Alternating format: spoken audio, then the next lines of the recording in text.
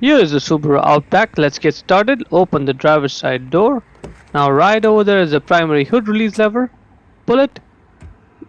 Now in front of the vehicle, right on top of the Subaru emblem right there, put one finger there and then push it left, and while it's pushed left, lift up the hood. This hood stays in place being supported by those two hood struts right over there. Once the hood is open, that right is your main fuse box. We need to get this cover off, which is held in place by two clips. Press them both at the same time and then lift up the cover. Underneath the cover you'll find the spare fuses and the fuse puller right over there. Let's get the fuse puller out, and now inside the car is a secondary fuse panel cover. Get it out, and on there is the fuse diagram. We'll focus on the two fuses, 10 amp and 20 amp.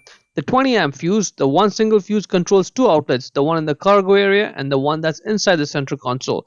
The 10 amp cigar fuse controls the front outlet. Now the idea is that very likely you have a bad fuse and that's what's causing the problem. So we'll check the fuse. If it's bad, we will replace it with a spare fuse. So let's go ahead, get this fuse puller on the 10 amp fuse and pull it.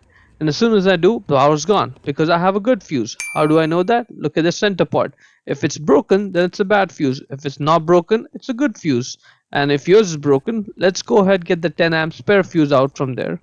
Check if this is good or bad, and this is looking good, and then put it back where the original one went. And as soon as I do that, power's back on. Same idea for the 20 amp fuse. Just pull it and power's gonna be gone. That's because it's a good fuse. Put it back in and then power's gonna be back in the outlets. Put the cover back on whenever you're done, and then just push it in to close it. Don't forget to put the fuse puller back in its place. Put the cover on, and then just press it down to engage the clips, and that's pretty much it.